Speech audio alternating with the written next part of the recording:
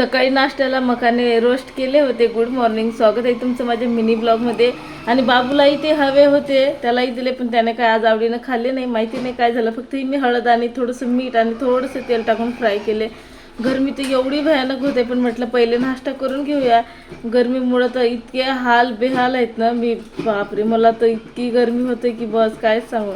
मखाने वगैरे खाल्ले, निवांत बसून म्हटलं बाकीची कामं नंतर करता येते. 1-2 दिवसात बहिणाबाईच्या लग्नाला पण जायचं आहे.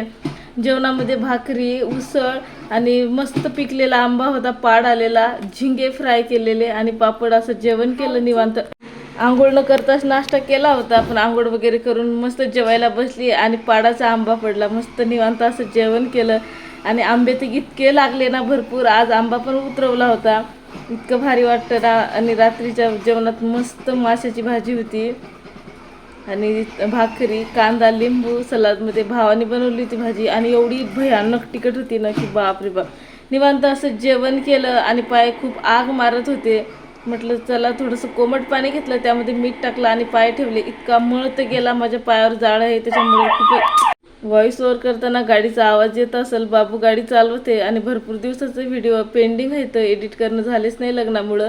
इथं मी पाय बुडून होती पाण्यामध्ये, आई झोपली होती आणि बाहेरचं वातावरण मस्त, हवा सुटली होती. इतकं छान वाटतं ना खेडेगावात. शहरामध्ये तर ही मजा नाहीच आहे. निवांत बसलेलं होतं आणि इकडं बघा बाबूनी जी मसाजची हे आहे ना मशीन, ती घेतली आणि सगळ्यांची मसाज चालू आहे आता. जे दिसेल त्याची मसाज करणं चालू आहे. मला म्हणतो आई तुला पण देतो. म्हटलं ठीक आहे. मग नंतर त्याला काही येत नव्हतं व्यवस्थित. बहिणाबाईला म्हटलं तू मला हे करून दे बाबा, पाठीचा खूप त्रास होत आहे. नंतर आईने घेतली, आईलाही थोडाफार त्रास होते.